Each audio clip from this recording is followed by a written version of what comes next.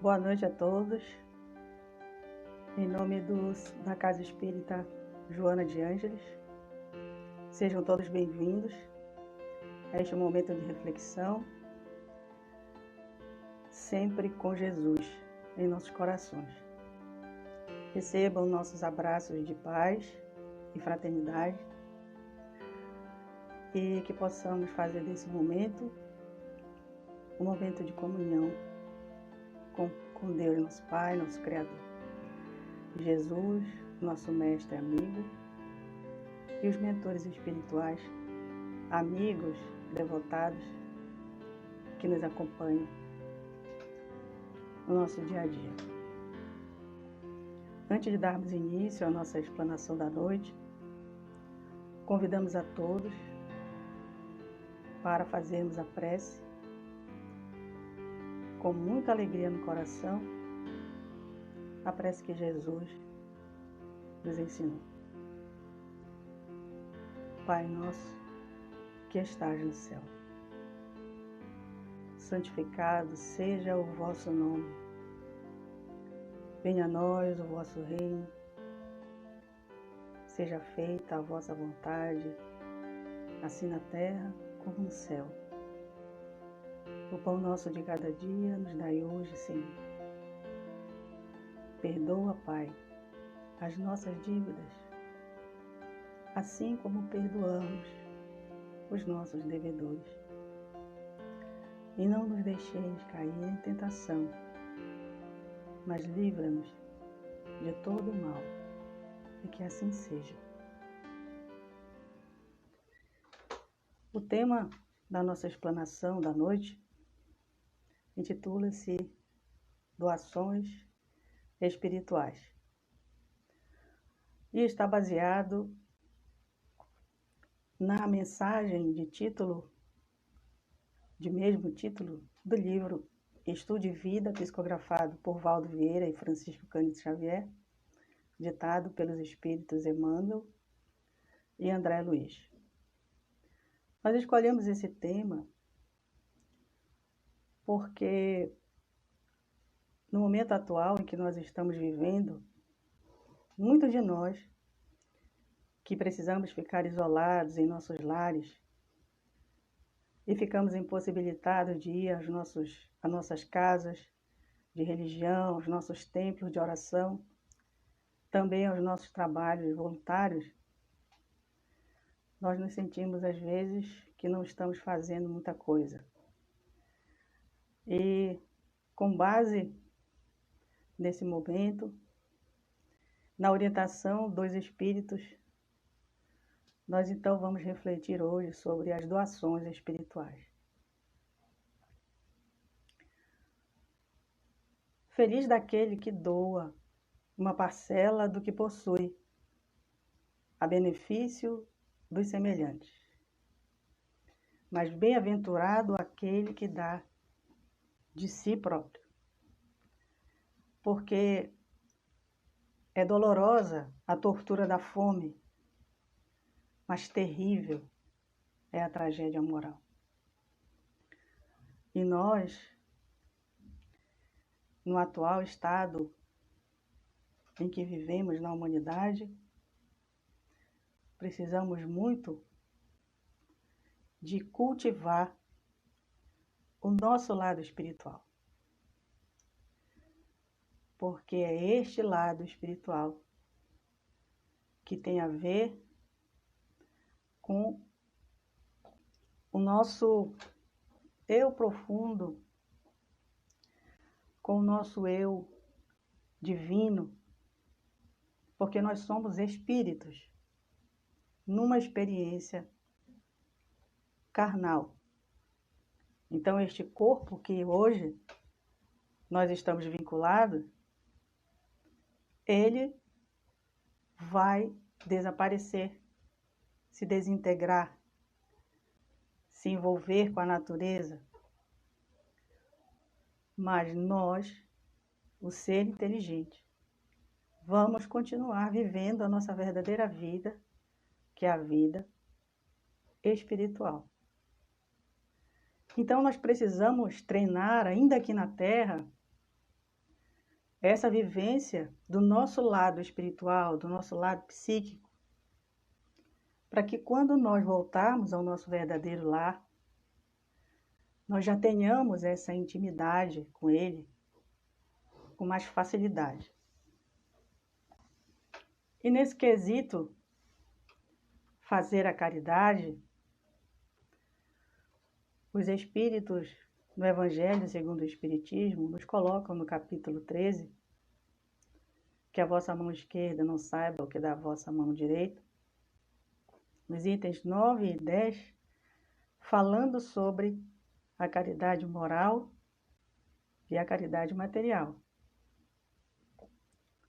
Então eles nos colocam assim: meus amigos, há muitos dentre vós tenho ouvido dizer: como hei de fazer a caridade, se a miúde nem mesmo do necessário dispõe?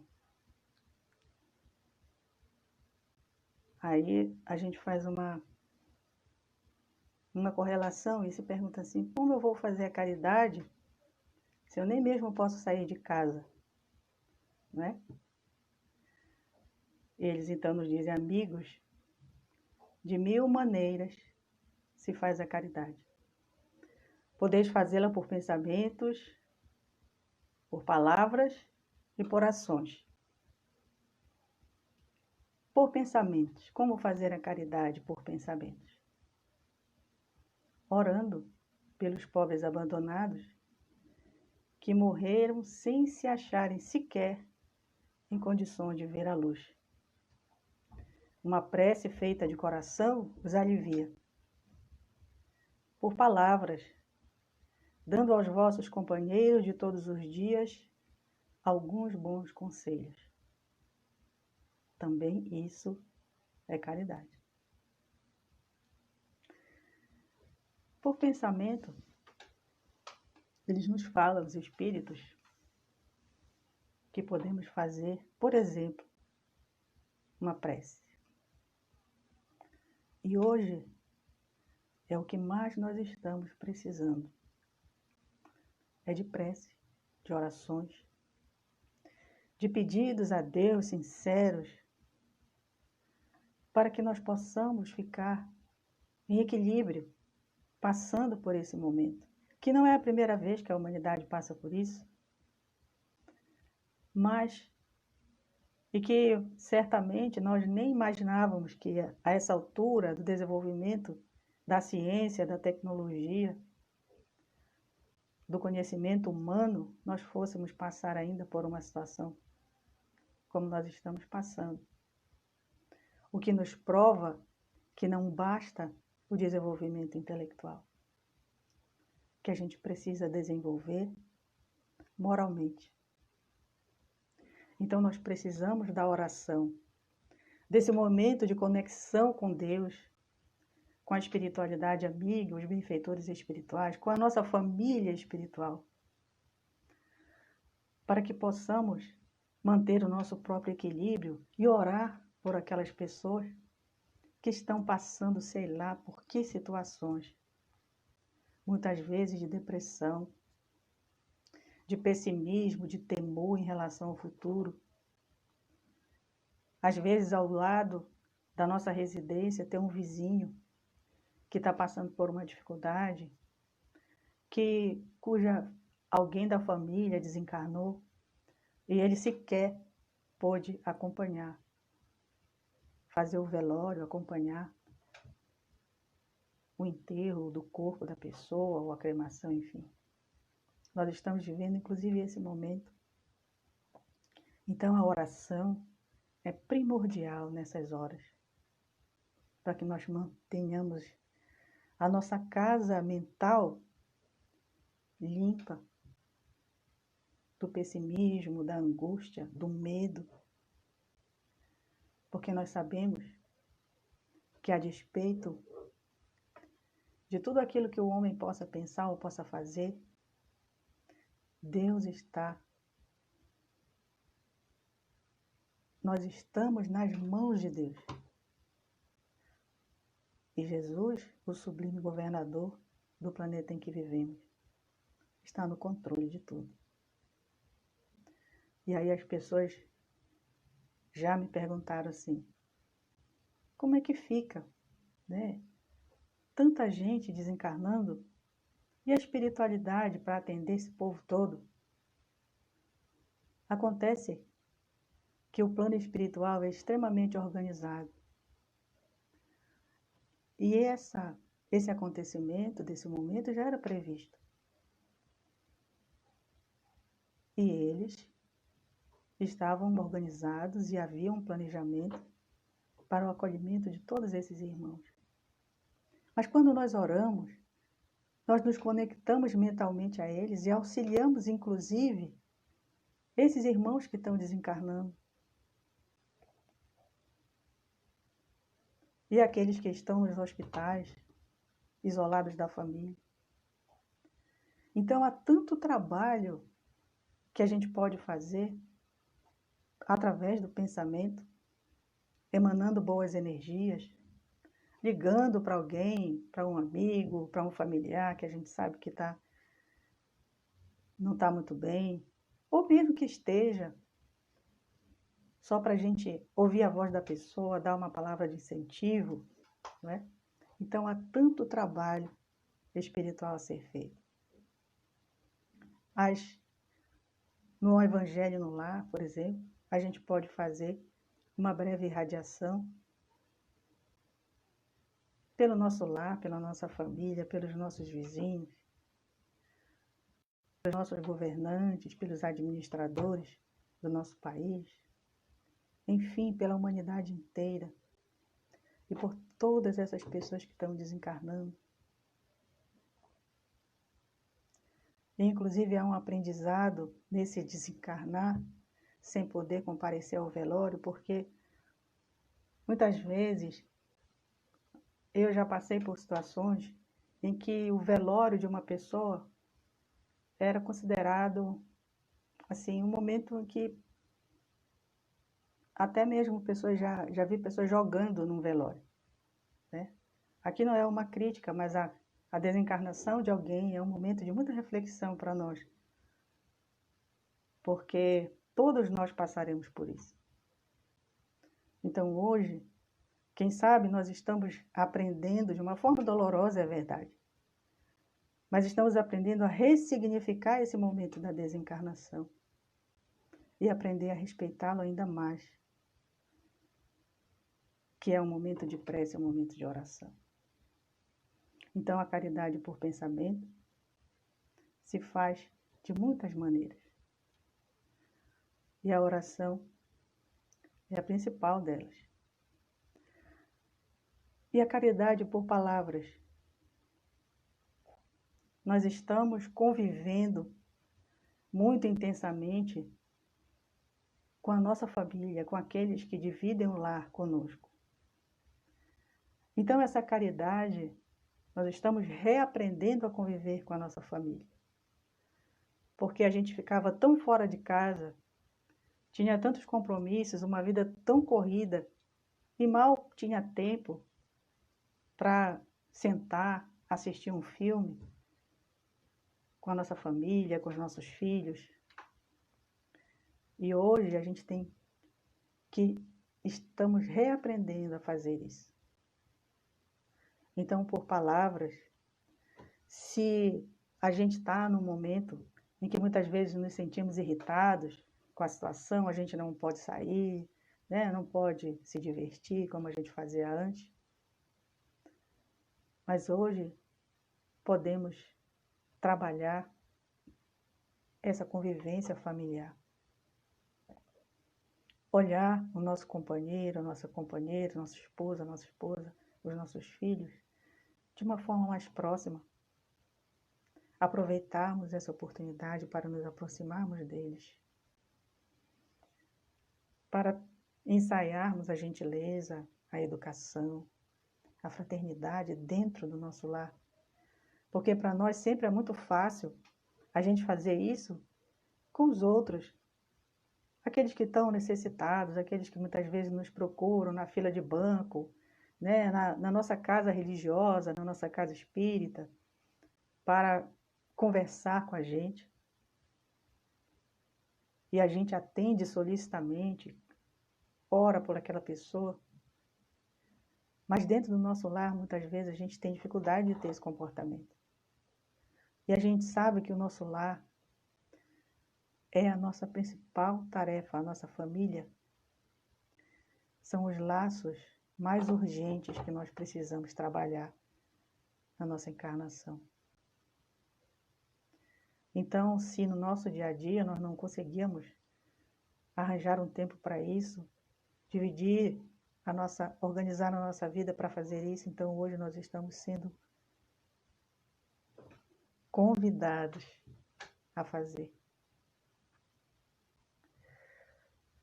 Para o bem, o amor é sempre o mesmo.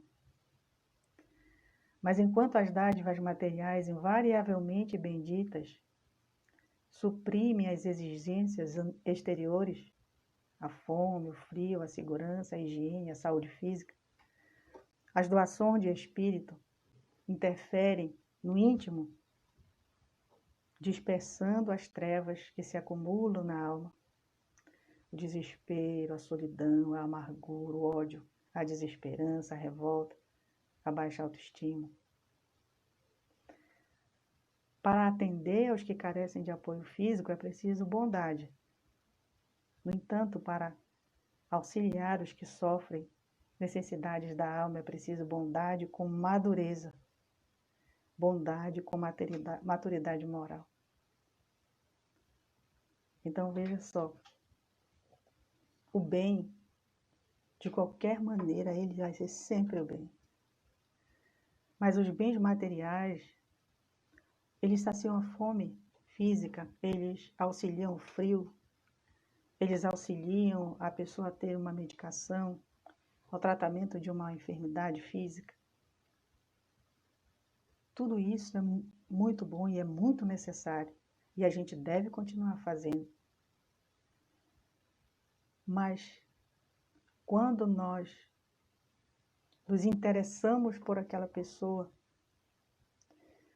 por exemplo, quando nós auxiliamos o morador de rua,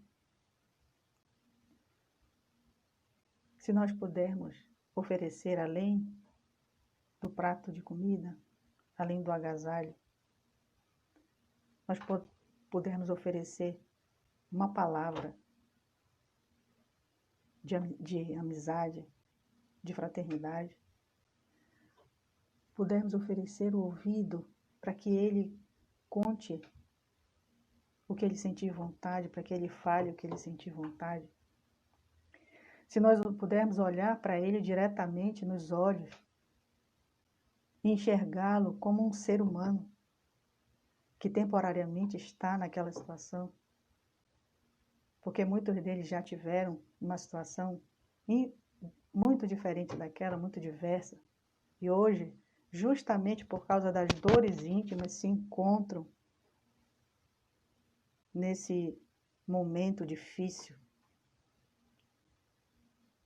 Então, esse interesse fraternal, humano, espiritual, vai auxiliar aquela pessoa a se sentir também, muitas vezes, um filho de Deus. Então, por que Emmanuel e André Luiz nos falam que para atender os que carecem das necessidades da alma é preciso bondade com madureza, com maturidade moral? Por que maturidade moral? Porque eu preciso fazer para que eu possa transmitir ao meu semelhante uma mensagem de bom ânimo. Eu preciso ter bom ânimo. Se eu for falar sobre paciência para aquele que está me escutando, eu preciso também agir com paciência no meu dia a dia.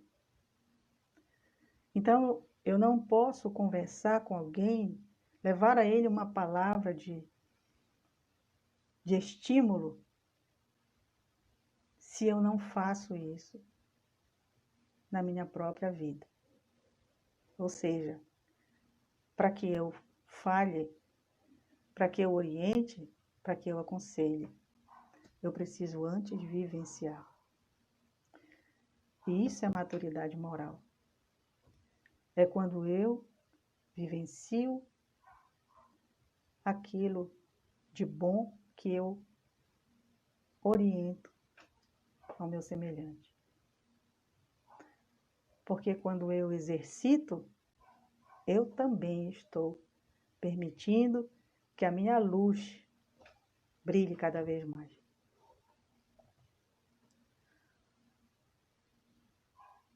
E no Evangelho segundo o Espiritismo também nós somos orientados através da mensagem do Cristo. Quando ele diz: amemos-nos uns aos outros e façamos aos outros o que quereríamos nos fizessem eles. Então, estendamos mãos fraternas aos que vagueiam mendigando o esclarecimento e o consolo que desconhece. São os adversários e criam problemas para a gente. São aquelas pessoas entediadas que muitas vezes têm tudo, todas as vantagens humanas para serem felizes. Mas é quem falta uma voz verdadeiramente amiga, capaz de induzi-los a descobrir a tranquilidade e a alegria através da sementeira das boas obras. Quantas pessoas têm tantos bens materiais e não sabem o que fazer com eles? E muitas vezes utilizam esse poder aquisitivo na obtenção de prazeres fúteis, na obtenção de bens materiais passageiros que vão ficar, e que não tem a ideia de auxiliar alguém que precisa. Aí caem no vazio existencial, muitas vezes resvalando para a criminalidade, para as drogas, enfim, às vezes até o suicídio. Quando existe tanto bem a ser feito no mundo, quando existe tanta gente necessitando de uma mão fraterna, de um abraço fraterno. Agora a gente nem abraçar não pode. Quantas vezes a gente teve a oportunidade de abraçar as pessoas e a gente não fez isso? Por timidez, por não se sentir seguro em relação a esse gesto, em ficar pensando o que o outro vai interpretar desse gesto. Às vezes até na nossa própria casa, na nossa própria família, quantas vezes nós perdemos a oportunidade de abraçar o nosso cônjuge, os nossos filhos, de colocar o nosso filho, sentar com ele no sofá, colocar a cabeça dele no colo e fazer um cafuné. Quantas vezes nós perdemos essas oportunidades? Como se a intimidade nos desobrigasse da gentileza, do carinho, de todos aqueles... O Emmanuel tem uma mensagem que ele diz assim, que a gente deveria tratar os nossos familiares como se eles fossem visita, porque nós somos tão solícitos com as visitas. Mas muitas vezes, quando a visita sai de casa, aquela alegria, aquele riso fácil que a gente tinha se desfaz. E a gente volta àquele nosso isolamento familiar. Então, as pessoas que nos desafiam são justamente aquelas que precisam que a gente vivencie o nosso auxílio espiritual. Muitas vezes, criaturas consideradas indesejáveis e viciosas, cujo desequilíbrio nada mais é que a expectativa frustrada do amparo afetivo que suplicar em vão. Quantas pessoas não tiveram amparo afetivo na infância, na juventude? Quantas crianças chegam nas nossas casas pela evangelização sobretudo quando nós trabalhamos com as periferias. Quantas crianças chegam agressivas, porque são agredidas em casa, ou porque não têm a atenção necessária em casa, passam por situações deploráveis, por traumas,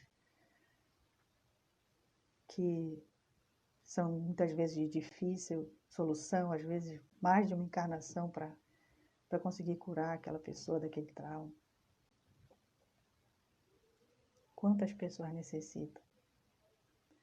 E nós precisamos ser aquele que nos dispomos a fazer, a oferecer a esses irmãos que sofrem, esses irmãos que muitas vezes vão mesmo, têm aquela dificuldade de ter uma vida equilibrada. Ao invés da gente ficar julgando, que a gente possa oferecer a esse irmão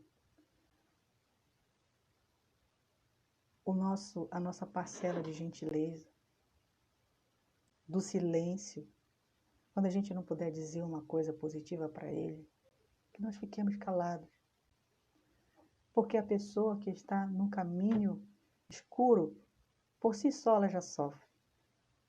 Então que nós possamos não agravar ainda mais esse sofrimento dela, com palavras duras, palavras de crítica, palavras de condenação. Que nós silenciemos então, sejamos tolerantes diante das ofensas que muitas vezes recebemos, a paciência nas horas difíceis, a elevação do pensamento às esferas superiores para a prece, a demonstração de resistência moral nas provas de cada dia, a coragem do perdão. Todos esses são movimentos de caridade, que é a caridade moral.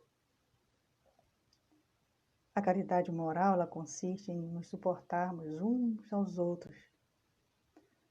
E grande mérito há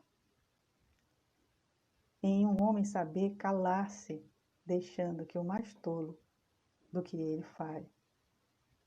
Saber ser surdo quando uma palavra de zombaria escapa de uma boca habituada a escarnecer, a zombar dos outros.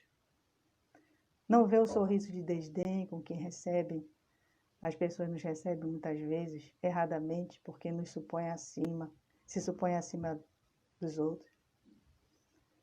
Não dar atenção ao mau proceder de outrem é caridade moral. Mas esse não dar atenção não é você, vou deixar de lado.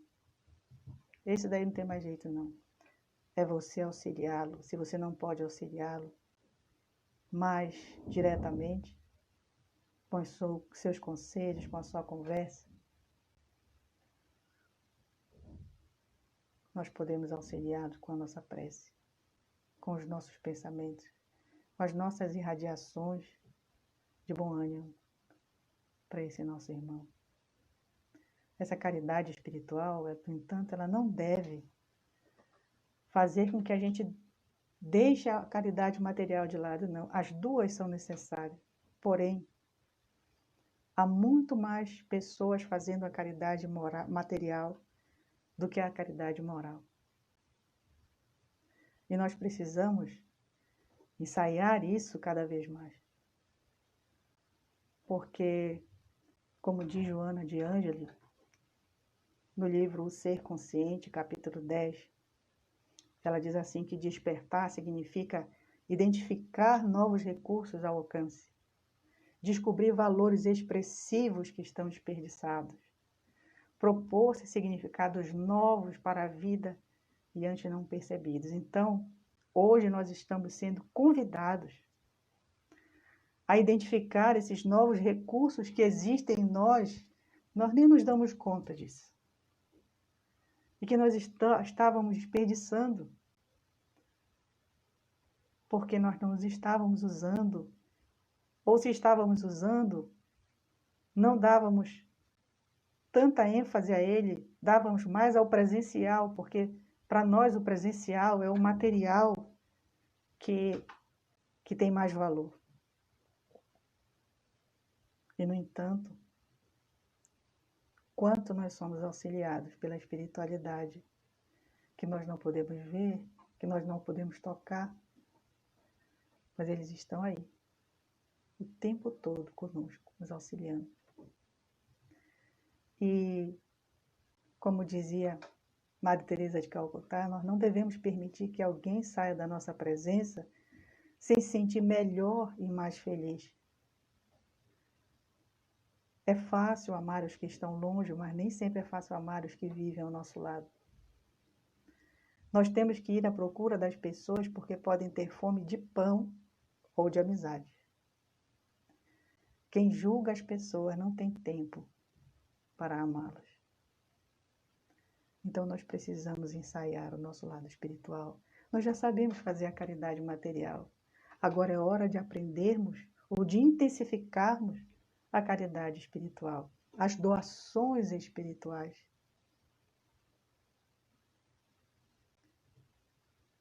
E ainda Joana de Ângeles, no livro Vida, Desafios e Soluções, no capítulo 8, ela nos coloca assim que essa realização, o despertar para esse lado, né, do ser, para as coisas mais importantes que transformam o ser, que conduzem o ser para a plenitude, não se dá somente quando tudo parece bem, mas sim quando sucedem as ocorrências que são convencionalmente denominadas como infortúnios. Porque diante de tais fatos, ao invés de haver revolta ou desespero, na serenidade do estar desperto, interroga-se: o que me está desejando dizer esse fenômeno perturbador? Então é o que nós precisamos nos perguntar. O que está querendo me dizer esse momento que nós estamos passando? O que isso tem a ver comigo? Que relação tem a ver com a minha vida? Qual a necessidade que eu tenho de me transformar em relação a isso?